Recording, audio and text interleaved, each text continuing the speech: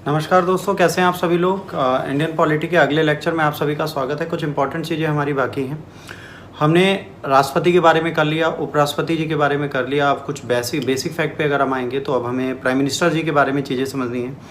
तो देखिए, real executive power की अगर बात करेंगे तो prime minister top most position पे बैठे हुए हैं। तो ये हमारा लेक्चर नंबर 18 है। अगर बेटा स्क्रीन पे आप देखेंगे तो आपको दिख जाएगा, लेक्चर नंबर 18 है बेटा ये हमारा।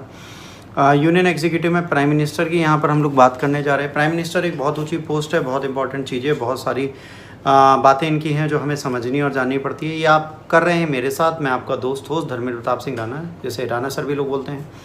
तो आइए बिना देरी के हम लोग अपना लेक्चर स्टार्ट करते हैं। यूनियन एग्जीक्यूटिव पार्ट 3 की बात हो रही है, ठीक है। ये यूनियन एग्जीक्यूटिव का चैप्टर 3 है, मतलब पार्ट 1 हो चुका, प्रेसिडेंट का पार्ट 2 हो चुका, वाइस प्रेसिडेंट का पार्ट 1 को मैंने फर्स्ट और सेकंड दो पार्ट्स में आपके सामने इंट्रोड्यूस किया था। सेकंड पार्ट एक में आया, अब ये पार्ट 3 है। प्रोबेबली ये भी एक ही लेक्चर में मैं आपके लिए ख़त्म करूँगा। अगर आप पावर की बात करेंगे तो जैसे हमने कहा, हम फेडरल डेमोक्रेटिक नेशन है, ठीक है। अगर हम फेडरल हैं, मतलब रिपब्लिकन डेमोक्रेटिक नेशन की अगर हम बेटा बात करें तो हमें ये चीज़ समझनी पड़ेगी कि हमारे यहाँ प्रेसिडेंट भी रूल करते हैं, प्राइम मिनिस्टर उनके नाम पर रूल करते हैं। बट एक जो होता है वो क्या होता है, पहला जो है वो क्या है, वो नाम मात्र का प्रेसिडेंट है, मतलब उसके पास इतनी पावर नहीं जितनी होनी चाहिए, तो वो नाम मात्र के प्रेसिडेंट होते हैं। दूसरे जो होते हैं वो हमारे रियल प्राइम मिनिस्टर जो हैं वो रियल एग्जीक्यूटिव होते हैं। आगे हमने ये पढ़ा था, एग्जीक्यूटिव भी दो तरीके की होती है, एक परमानेंट एक नॉन परमानेंट। तो नॉन परमानेंट में वो होते हैं जो 5 साल के लिए चुन के आते हैं, जैसे प्राइम मिनिस्टर और उनकी मिनिस्ट्री, ये सब 5 साल के लिए चुन के आती है तो वो जुड़ती है। और परमानेंट में वो आते हैं जो एडमिनिस्ट्रेटिव ऑफिसर्स होते हैं, जैसे IAS हैं, कैबिनेट सेक्रेटरी एंड ऑल। तो कभी कभार प्रेसिडेंट इनका यूज़ करता है, अगर पार्लियामेंट आपकी नहीं रहती, किसी कारणवश वो ख़त्म हो जाती है, टाइम से पहले डिसॉल्व कर दी जाती है, नो कॉन्फिडेंट मोशन आ जाता है और उसको ख़त्म करना पड़ता है, तो उस टाइम पर यही चीज़ आपके लिए काम आती है। तो प्राइम मिनिस्टर मेन हेड हैं, प्रेसिडेंट के नाम पर ये सारे काम करते हैं।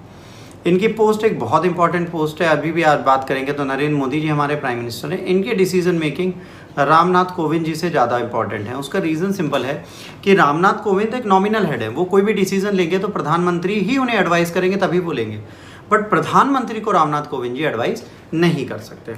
आइए स्टार्ट करते हैं। हमारी जो पार्लियामेंट की गवर्नमेंट है उसमें कॉन्स्टिट्यूशन में प्रेसिडेंट को नॉमिनल एग्जीक्यूटिव अथॉरिटी दी गई है और प्राइम मिनिस्टर को रियल एग्जीक्यूटिव अथॉरिटी दी गई है। मतलब वो जो है वो डी ज्यूरे इफेक्टिव है और ये डी फैक्टो एग्जीक्यूटिव है। तो प्रेसिडेंट हेड तो है स्टेट का, बट प्रेसिडेंट जो हैं वो हेड स्टेट के रह जाते हैं और प्राइम मिनिस्टर जो होते हैं वो गवर्नमेंट के हेड बन जाते हैं। मतलब गवर्नेंस जो होगी, जो गवर्नमेंट होगी, वो जो चीज़ें करेगी वो इनके अकॉर्डिंग करेगी, तो ये गवर्नमेंट के मेन हेड बन जाते हैं। कॉन्स्टिट्यूशन कोई स्पेसिफिक प्रोसीजर नहीं देता है कि कैसे सिलेक्शन होगा, अपॉइंटमेंट कैसे होगा प्राइम मिनिस्टर का। आर्टिकल 75 सिर्फ ये कहता है कि प्राइम मिनिस्टर एक होंगे, है ना, और उससे प्रेसिडेंट अपॉइंट करेगा।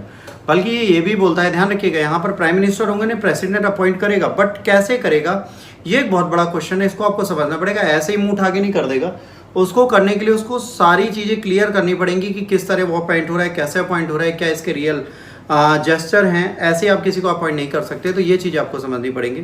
तो उसके अपॉइंटमेंट का एक लीगल प्रोसेस है। In accordance with the convention of the parliamentary system of government, president has to appoint the leader of majority party in Lok Sabha as prime minister. मतलब अपनी मर्जी से नहीं कर रहा, जो हमारा जनरल इलेक्शन होगा उसके बाद लोकसभा में जो मेजोरिटी पार्टी होगी, मतलब सबसे ज़्यादा सीटें जिसको मिली होंगी, उसका जो हेड होगा और ना जो उनका लीडर होगा उसको आप प्राइम मिनिस्टर बनाओगे। तो आपका मैंडेशन नहीं चल रहा, प्रेसिडेंट सीधे जाके किसी को पोस्ट पे नहीं बैठा सकता, उसका एक मैंडेशन नहीं है। जो भी मिनिस्टर्स जीत के आ रहे हैं, जो भी MPs जीत के आ रहे हैं, वो डिसाइड करते हैं कि कौन यहाँ पर प्राइम मिनिस्टर बनेगा। ये चीज़ आपको यहाँ पर याद रखनी पड़ेगी। इसके बाद बट जब कोई भी पार्टी क्लियर मेजॉरिटी में नहीं होती है तो प्रेसिडेंट अपनी पर्सनल डिस्क्रिमिनेशन से सिलेक्शन करता है और अपॉइंटमेंट प्राइम मिनिस्टर का करता है। पर कभी कभार होता है इलेक्शन हो गए, मेजॉरिटी किसी की नहीं आई, फिर प्राइम मिनिस्टर ये देखते हैं भाई किसको हम अपॉइंट करेंगे, फिर उनको टाइम दिया जाता है कि नो कॉन्फिडेंट मोशन जो है बेटा आपके अगेंस्ट, इसको आप ज़रा ध्यान से देखिए और इसको आप फुलफिल करिए और इस चीज़ों को आप समझ के हमें बताइए। अगर आप अपनी मेजॉरिटी क्लियर कर देते बहुत अच्छा, नहीं कर पाते तो भाई आप भी बाहर जाएंगे, उसमें क्या भाई, बाहर तो जाना ही पड़ेगा। अगर आपकी मेजॉरिटी क्लियर नहीं होती आपको बाहर निकलना पड़ेगा। तो इस टाइम पे प्रेसिडेंट के पास ये मौका आ जाता है कि अगर आपके पास फुल मेजोरिटी किसी पार्टी की नहीं आई तो वो किसी एक इंडिविजुअल को अपने कंसेंट से, अपनी इनर सोर्स से चाहे तो किसी को भी प्राइम मिनिस्टर बना सकते हैं। इस सिचुएशन में प्रेसिडेंट यूजुअली जो लार्जेस्ट पार्टी का लीडर होता है उसको अपॉइंट करते हैं और कोलिशन की कोलाइशन की गवर्नमेंट चलती है और इसमें क्या होता है, कॉन्फिडेंस मोशन होता है। कॉन्फिडेंस मोशन क्या होता है बेटा, जब आपको प्राइम मिनिस्टर बना दिया जाता है तो अदर पार्टीज़ कहती हैं भाई इनके पास कॉन्फिडेंस नहीं है, नंबर ऑफ सीट्स है नहीं जितनी हमें ज़रूरी है, तो उस टाइम पे इनको कॉन्फिडेंट मोशन प्रूफ करने का टाइम दिया जाता है। जैसे अब एग्जांपल देखिए अटल बिहारी वाजपेयी। अटल बिहारी वाजपेयी जब 1998 में प्राइम मिनिस्टर बने थे तो उनकी सरकार 11 या 12 दिन में गिर गई थी। उसका सिंपल सा रीज़न था, नो कॉन्फिडेंट मोशन।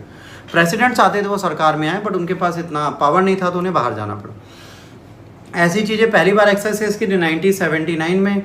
1979 में अगर आप बात करेंगे, है ना, नीलम संजय रेड्डी थे प्रेसिडेंट, इन्होंने चरण सिंह को अपॉइंट किया था बट प्राइम मिनिस्टर फॉल हो गए थे, है ना, और उसके बाद मोरारजी देसाई बन गए थे। और ऐसे प्रेसिडेंट किसी भी इंडिविजुअल जजमेंट में अपनी चीज़ों को कर सकता है। कोई मर जाए और उनका कोई ओबियस सक्सेसर ना हो तो प्रेसिडेंट के पास ये पावर है, वो किसी को भी प्राइम मिनिस्टर नियुक्त कर सकता है। इसके बाद जेल सिंह थे, उन्होंने राजीव गांधी को प्राइम मिनिस्टर बनाया था, है ना, by ignoring the president of appointing a caretaker prime minister. Caretaker prime minister की जगह उन्हें प्राइम मिनिस्टर बना दिया था, इसकी भी पावर इनके पास भी। फिर कांग्रेस पार्लियामेंट में यूनिवर्सली उनको अपना लीडर बनाया कि भाई तुम ही हमारे लीडर हो, चलो तुम प्राइम मिनिस्टर बने रहो। पार्लियामेंट उन्हें लीडर नहीं बना रही पर प्रेसिडेंट ने उनको प्राइम मिनिस्टर बना दिया।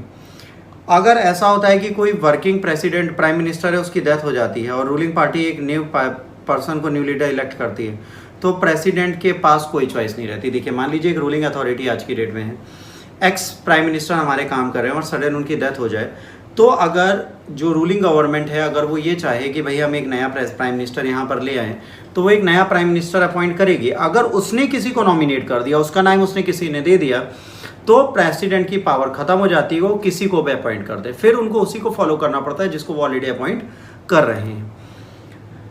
1980 में हाई कोर्ट में कॉन्स्टिट्यूशन में गया था कि constitution does not require that a person must prove their majority in Lok Sabha before as he appointed as prime minister.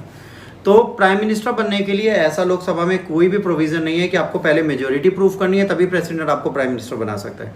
President आपको पहले प्राइम मिनिस्टर बना सकता है, फिर आपको मेजोरिटी लोकसभा में प्रूव करने के लिए बोल सकता है कि आप अपनी मेजोरिटी को यहाँ पर प्रूफ कर दीजिए। अगर यहाँ पर आप उसके बाद प्रूफ करते हैं तो भी चलेगा। तो प्राइम प्रेसिडेंट को इसके लिए आप बाउंड नहीं कर सकते कि सर इनकी मेजोरिटी नहीं थी तब भी आपने इनको गवर्नमेंट दे दिया, ऐसा कुछ नहीं है। आपकी मेजोरिटी नहीं थी फिर भी आपको हम सरकार में ला सकते हैं, आप इसके लिए हमें रोक नहीं सकते। 1997 में सुप्रीम कोर्ट में एक हाउस में गया था, हेल्ड हुआ था ये, क्या person who is not the member of either houses of the parliament उसे प्राइम मिनिस्टर बनाया जा सकता है। उसे 6 महीने दिए जाते हैं कि वो किसी भी पार्लियामेंट के हाउस में मेंबरशिप ले ले, अगर नहीं ले पाता तो उसकी प्राइम मिनिस्टरशिप चली जाती है और वो कॉन्टिन्यूएशन में रह सकता है, ठीक है। अगर वो किसी भी हाउस का मेंबर है, किसी भी हाउस का अगर वो मेंबर बन जाता है तो रह सकता है। जैसे प्राइम मिनिस्टर इंदिरा गांधी 66 में थी, देवगौड़ा 96 में थे, मनमोहन सिंह 2004 में थे। ये राज्यसभा के मेंबर थे, लोकसभा के मेंबर कभी नहीं थे, राज्यसभा के मेंबर थे, बट इन्हें हमने प्राइम मिनिस्टर बनाया। ब्रिटेन में ऐसा नहीं होता। ब्रिटेन में अगर आप प्राइम मिनिस्टर बनना है तो आपको लोकसभा में हर हाल में होना पड़ेगा, हाउस ऑफ कॉमन्स में आपको होना पड़ेगा। देखिए राज्यसभा अपर हाउस मानी जाती है, लोकसभा हाउस ऑफ कॉमन्स मानी जाती है, इसे लोअर हाउस बोला जाता है हमारे यहाँ पे। तो लोअर हाउस का मेंबर होना आपके लिए जरूरी है अगर आप ब्रिटेन के प्रधानमंत्री बन रहे हैं। बट अगर आप इंडिया के बन रहे हैं, लोकसभा राज्यसभा किसी के भी अगर आप प्राइम मिनिस्टर हैं, सदस्य हैं, तो आप प्राइम मिनिस्टर बनाए जा सकते हैं। इसके लिए कोई इफ एंड बट नहीं है। तो देखिए यहाँ पर समझ लीजिए कि एक आपकी होती है लोकसभा और एक होती है राज्यसभा। राज्यसभा को हम अपर हाउस बोलते हैं, लोकसभा को लोअर हाउस बोलते हैं। इसके बारे में भी हम लोग बात करेंगे। यहाँ पर 12 नॉमिनेटेड मेंबर्स भी होते हैं, ठीक है। आज की डेट में 235 के आसपास इनकी सीटें हैं। यहाँ पर 400 से ऊपर हैं, 445, 442 ऐसी सीट्स रहती हैं। इसमें 2 नॉमिनेटेड मेंबर्स थे, उनको आज हमने ख़त्म कर दिया। अब कोई भी नॉमिनेटेड मेंबर्स नहीं है। एंग्लो इंडियन जो थे इनको अब हमने ख़त्म कर दिया। अब यहाँ पर कोई भी एंग्लो इंडियन नहीं है जो अपॉइंट होता है। यहाँ पर 12 लोगों को डाला जाता है जो साइंटिफिक एंड अदर फील्ड के सुपीरियर होते हैं, उनको यहाँ पर पोस्ट पे रखा जा सकता है, तो वो यहाँ के मेंबर बन सकते हैं। अब क्वेश्चन आता है, क्या सर नॉमिनेटेड मेंबर को प्राइम मिनिस्टर बनाया जा सकता है? जाहिर सी बात है, इसका आंसर आप मुझे दीजिए। क्या नॉमिनेटेड मेंबर्स जो राज्यसभा के हैं, जैसे राज्यसभा का कोई भी सदस्य प्राइम मिनिस्टर बन सकता है? क्या नॉमिनेटेड, मान लीजिए सचिन तेंदुलकर को हमने राज्यसभा का एक रिस्पेक्टेड मेंबर बना दिया, क्या फ्यूचर में सचिन तेंदुलकर को प्राइम मिनिस्टर बनाया जा सकता है? आप इसका जवाब दीजिए, सोचिए, आंसर रखिए। तो इसको हम लेक्चर के लास्ट में जरूर करेंगे। बट क्या नॉमिनेटेड मेंबर प्राइम मिनिस्टर बन सकते हैं कि नहीं, हमारे कॉन्स्टिट्यूशन में ऐसी क्या चीज़ है ये देखिएगा। प्राइम मिनिस्टर ऑफिस में इंटर करने से पहले उसको क्या ओथ लेनी पड़ती है, क्या उसकी सिक्रेसी होती है, वो चीज़ें हैं। पहला सबसे सिंपल सी चीज़ है, कोई भी कॉन्स्टिट्यूशन की टॉप पोजीशन पे जाएगा बेटा, उसको भारतीय संविधान का सम्मान करना पड़ेगा। तो पहली ओथ होती है कि allegiance and the constitution of India, faith रखेगा और अलाइन करेगा उसको। सॉवरेंटी इंटीग्रिटी ऑफ इंडिया की कभी खराब नहीं होने देगा। फेथफुली एंड कॉन्शियसली डिस्चार्ज करेगा अपनी ड्यूटी को, मतलब अपनी चेतन अवस्था से जो भी चीज़ उसको बेस्ट पॉसिबल सूटेड लगेगी उसको वो जरूर करेगा। तो उसके बाद अकॉर्डेंस कॉन्स्टिट्यूशन का लॉ बनेगा, बिना डर के, बिना किसी फेवर के वो सारे रूल्स यहाँ के फॉलो करेगा। ये ओथ ये लेते हैं, है ना। Swear that will not directly indirectly communicate रिवेल any person, वो किसी पर्सन को अपने मैटर के बारे में नहीं बता सकते यूनियन मिनिस्टर को छोड़कर, जब तक वो उस ड्यूटी को डिस्चार्ज ना करो। मतलब इनके पास ऐसी भी होती है कि सिक्रेसी रखेंगे। कुछ चीज़ें ऐसी होती है जो सबसे शेयर नहीं की जा सकती। भाई नेशन की इंटीग्रिटी की जहाँ बात होती है वहाँ पर बहुत सारी ऐसी चीज़ें हैं जो सबसे शेयर नहीं की जा सकती। तो जो चीज़ें सबसे शेयर नहीं की जा सकती उसकी सिक्रेसी रखने का भी इनके पास अधिकार है। प्राइम मिनिस्टर का टर्म फिक्स नहीं होता, जाहिर सी बात है। ये प्रेसिडेंट के प्लेजर पर अपनी सीट पे रहते हैं, है ना। इसका मतलब ये नहीं कि प्रेसिडेंट का जब मन करे तब इनको लात मार के हटा सकते हैं, ऐसा नहीं है कि इनको कहा चल निकल जाएंगे, नहीं। उसका एक लीगल प्रोसीजर है। अगर ये पार्लियामेंट में अपनी पावर नहीं फुलफिल कर पाते, कॉन्फिडेंट मोशन नहीं फ्लॉप कर पाते, कभी इस तरह से नो कॉन्फिडेंट मोशन आ जाए और ये अपनी मेजोरिटी प्रूफ नहीं कर पाएंगे, तो इनको प्रेसिडेंट को हटाना पड़ेगा। तो जब तक वो मेजोरिटी होती है, सपोर्ट होता है लोकसभा में, तब तक प्रेसिडेंट डिसमिस नहीं कर सकते। पर एक बार इन्होंने कॉन्फिडेंस खो दिया, इनके अगेंस्ट नो कॉन्फिडेंट मोशन आ गया, सरकार खत्म। इस टाइम पे प्रेसिडेंट इनको डिसमिस कर सकते हैं। इसके बाद रिलेशन काउंसिल ऑफ मिनिस्टर के साथ क्या होता है भाई, प्रेसिडेंट बहुत सारे फंक्शंस अप्लाई करता है, एज ऑब्वियस है। अगर आप देखेंगे हमारे देश का प्रधानमंत्री भी बहुत जगह घूमता है, मैक्सिमम इवेंट्स में प्रधानमंत्री जाते हैं, क्योंकि वो रियल एग्जीक्यूटिव में वही सारी पावर एक्सरसाइज करते हैं प्रेसिडेंट के नाम पे। तो वो रिकमेंड करता है कि भाई किसको मिनिस्टर बनाना है, किसको कौन सी पोजीशन देनी है। वो पोर्टफोलियो भी खुद ही डिज़ाइन करता है। वो बताता है भाई इन्हें मिनिस्टर बना दो, पहली चीज़। फिर पोर्टफोलियो डिज़ाइन करता है। फिर मिनिस्टर को वो कहता है कि बेटा तुम रिज़ाइन कर दो, अब दूसरा बंदा तुम्हारी जगह आएगा अगर ओपिनियन डिफरेंट है। वो प्रिसाइडिंग ओवर होता है मीटिंग में। अगर कोई भी मीटिंग है तो उसका प्रिसाइडिंग ऑफिसर होगा, ठीक है। वो डिसीजन अपने दे सकता है और वो डिसीजन इन्फ्लुएंस करते हैं। अगर मोदी साहब कुछ बोलेंगे तो वो सब लोग सुनेंगे। वो गाइड करता है, सबसे इंपॉर्टेंट चीज़ है, डायरेक्ट करता है, कंट्रोल करता है, कोऑर्डिनेट करता है जितनी भी मिनिस्टर की मीटिंग्स हैं। फाइनेंस मिनिस्टर निर्मला सीतारमण जी कुछ भी नहीं बोल सकती, उसके पीछे भी नरेंद्र मोदी होंगे। होम मिनिस्ट्री भी कुछ भी करेगी, उसका कंसेंट उन्हें मोदी साहब से लेना पड़ेगा। ऐसे ही आप मुंह उठा के कुछ भी नहीं कह सकते, इसके लिए आपके पास डिनाइल है। इसके बाद अगर कभी भी कोलैप्स होते हैं, अगर कभी ऐसा होता है कि कोई भी चीज़ कोलैप्स होता है, अगर कोई भी चीज़ होती है काउंसिल ऑफ मिनिस्टर में कोई दिक्कत होगी तो इनको रिज़ाइन करना पड़ता है, ठीक है। जैसे वो अपनी रिज़ाइन देता है वैसे खत्म। प्राइम मिनिस्टर हेड है काउंसिल ऑफ मिनिस्टर के, तो प्राइम मिनिस्टर कोई भी फंक्शन नहीं कर सकते, ठीक है। Other minister can not function when prime minister is die or resign. अगर वो मर जाएं या वो रिजाइन कर दें। कभी कभार क्या होता है भाई, मिनिस्टर जो है वो प्राइम मिनिस्टर के अंडर ही, अगर प्राइम मिनिस्टर ही मर गए या उन्होंने रिजाइन कर दिया तो मिनिस्ट्री का तो रोल ही खत्म हो गया। तो मिनिस्ट्री को वहाँ पे हमें बिल्कुल डेड करना पड़ता है, तो मिनिस्ट्री का रोल यहाँ खत्म हो जाएगा। उसके बाद रेजिग्नेशन और डेड अगर होती है किसी भी की, तो ऑटोमेटिकली काउंसिल डिसॉल्व हो जाती है मिनिस्टर की और वहाँ पर एक वैक्यूम आ जाता है। अगर अभी हमारे प्राइम मिनिस्टर साहब को कुछ हो जाए तो जो मिनिस्ट्री है वो पूरी डिसॉल्व हो जाएगी। मिनिस्ट्री प्राइम मिनिस्टर के प्लेजर पर चल रही है, पर अगर कोई मिनिस्टर मरता है तो उसकी जगह कोई और आ सकता है। अगर आप देखेंगे अरुण जेटली साहब थे, वो जब बीमार पड़े उन्होंने कहा ऐसे अगर कोई इन वर्किंग प्राइम मिनिस्टर की डेथ हो जाती है तो उसकी जगह कोई आ सकता है, पर अगर प्राइम मिनिस्टर की डेथ हो जाती है तो मिनिस्ट्री पूरी डिसॉल्व कर जाएगी और फिर इस वैकेंसी को प्राइम मिनिस्टर को फिल करना पड़ेगा। भले ही वो उसे लाइक करे ना करे, पर उनकी जगह किसी न किसी को बैठाना पड़ेगा। रिलेशन विद प्रेसिडेंट के साथ इनके रिलेशन बहुत अच्छे होंगे। पहला ये कम्युनिकेशन का गैप फुलफिल करते हैं, मिनिस्ट्री और उनके बीच में जो भी कम्युनिकेशन है उसके गैप को ये फुलफिल करते हैं। ये चीज़ें हमारी याद रखनी है। ये कम्युनिकेट करते हैं, सारे डिसीजन काउंसिल ऑफ मिनिस्टर के एडमिनिस्ट्रेशन लेजिस्लेशन के इनको बताते हैं।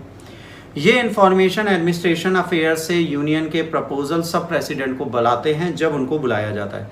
अगर राष्ट्रपति चाहे तो पूछ सकता है प्रधानमंत्री से, भाई आप क्या कर रहे हैं, उसका हमें जवाब दें। If the president so required to submit the consideration of council of minister, किसी भी मैटर पे डिसीजन पे, तो उसकी कंसिडरेशन भी लेकर प्रधानमंत्री जी जाते हैं। He advise the president with the regard of, वो अपॉइंट करने से पहले प्रेसिडेंट को ये राय देते हैं कि आप किसे अटॉर्नी जनरल बनाएंगे, किसे कंट्रोलर ऑडिटर जनरल बनाएंगे, किसे चेयरमैन यूपीएससी का बनाएंगे, इलेक्शन कमीशन, सबके लिए उन्हें एडवाइस दे सकते हैं। मैंडेशन नहीं है कि जो वो एडवाइस दे रहे हैं वो फॉलो करेंगे, पर 90% टाइम एडवाइस फॉलो होती है। तो प्रधानमंत्री साहब इन्हें एडवाइस देते हैं, साहब इनको आप बना दीजिए, ये ज़्यादा बेहतर है। तो ये सारी एडवाइजरी उनकी है। पार्लियामेंट से रिलेशन क्या है, प्रेसिडेंट लोअर और अपर हाउस दोनों के, भाई लोअर हाउस के लीडर हैं, ये आपको ध्यान रखना है। वो प्रेसिडेंट को एडवाइस देते हैं कि समन और प्रोलोंग कर दें सेशन को। वो रिकमेंड कर सकते हैं कि लोकसभा को डाइल्यूट कर दें जिस टाइम पे वो चाहें।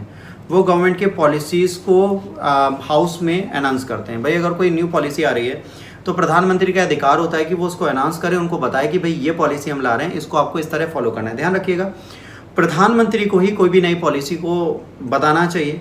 उसके बाद निर्मला सीतारमण या फाइनेंस मिनिस्ट्री, होम मिनिस्ट्री कोई डिसीजन देती होती है। जैसे JNK पे जब चेंजेस आए, पॉलिसी बदली गई, तो उसको सबसे पहले भाषण में देंगे प्रधानमंत्री साहब, उसके बाद अमित शाह की बारी आएगी। अदर पावर एंड फंक्शन, भाई वो नीति आयोग का चेयरमैन है, प्लानिंग कमीशन का तब नीति आयोग का चेयरमैन है।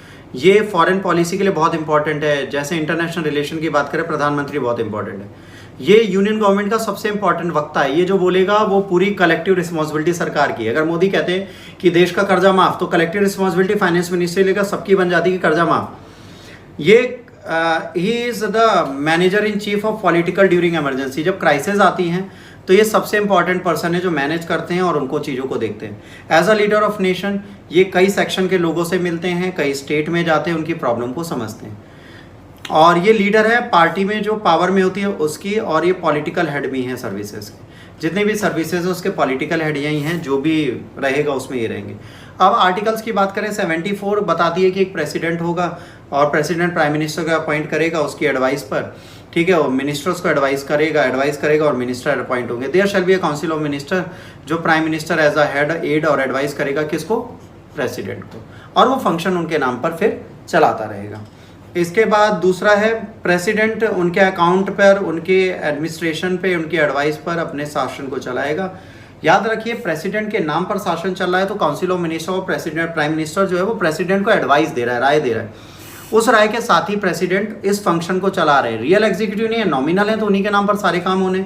तो आर्टिकल 74 ये करता है। Article 75, president shall be appointed by president, prime minister shall be appointed by president and other minister shall be appointed by the president on the advice of prime minister. इन्होंने कहा prime minister को president खुद advice करता है, फिर prime minister बताता है किसको मिनिस्टर बनाना है, उसको बनाएगा। ऐसा नहीं कि प्रेसिडेंट चाहे किसी को भी मिनिस्टर बना दे, नहीं, ये नहीं होगा। मिनिस्टर होल्ड तब तक करेंगे अपने प्लेजर पे, प्रेसिडेंट जब तक चाहेंगे तब तक मिनिस्टर हैं। अगर प्रेसिडेंट चाहें तो इनको हटा सकते हैं। काउंसिल ऑफ मिनिस्टर की कलेक्टिव रिस्पॉन्सिबिलिटी है हाउस ऑफ पीपल की। काउंसिल ऑफ मिनिस्टर प्लस प्रधानमंत्री, इन दोनों की collective responsibility house of people की, लोकसभा की। वहाँ पर जो भी चीज़ें होंगी उसकी सारी जिम्मेदारी लोकसभा के हाथ में, और कलेक्टिव रिस्पॉन्सिबिलिटी लेंगे। Article 78, president said to communicate the president all decision of council of minister relating administrative affairs. जो भी एडमिनिस्ट्रेटिव अफेयर्स होंगे, है ना, लेजिस्लेशन के, यूनियन और किसी के लिए, उसके बारे में बताने का काम कौन करता है, प्रेसिडेंट को प्राइम मिनिस्टर को कम्युनिकेट करता है। To furnish such information relating to administration affairs of union and proposal of legislation to the president may call for. अगर प्रेसिडेंट बुलाते हैं, कहते हैं जो एडमिनिस्ट्रेशन इस एरिया का वो किस तरीके से चला है, देखिए जब प्रेसिडेंट है तो प्रेसिडेंट का ये भी राइट है, किसी भी एरिया को शेड्यूल ट्राइब, शेड्यूल एरिया घोषित कर सकते हैं। उनके पास और भी चीज़ें, वो किसी भी कमेटी को बता सकते हैं, सेंट्रल से रिलेशन देख सकते हैं। तो वो प्रधानमंत्री को भी बुला सकते हैं जानने के लिए कि भैया आपका रिलेशन किस तरह चल रहा है, इसको हमें बता दीजिए। तो ये बाउंड होते हैं उस रिलेशन को बताने के लिए। इफ़ प्रेसिडेंट सो रिक्वायर, तो वो काउंसिल ऑफ मिनिस्टर से बोल सकते हैं डिसीजन के बारे में कि आप हमें बता दीजिए, और इसको वो कंसीडर ना करें तो काउंसिल के सामने इसे ला सकते हैं, जो वो कंसीडर नहीं कर रहे उसको। तो यहाँ पे प्रेसिडेंट के पास पूरा मौका होता है कि वो देख लें जो भी एडवाइस दी गई है, जो भी लेजिस्लेशन आ रहा है, उसको रिकंसीडर करने के लिए वहाँ भेज सकते हैं। आज इस लेक्चर में इतना ही। अगर आपको लेक्चर अच्छा लगा तो प्लीज़ लाइक शेयर सब्सक्राइब करिए। अगर आपको बुरा लगा तो प्लीज़ डिसलाइक करिए, पर डिसलाइक करने से पहले मुझे कारण जरूर बताइएगा कि आपने इसे डिसलाइक क्यों किया। अगले लेक्चर के लिए जय Hind, Vande Mataram, God bless you all.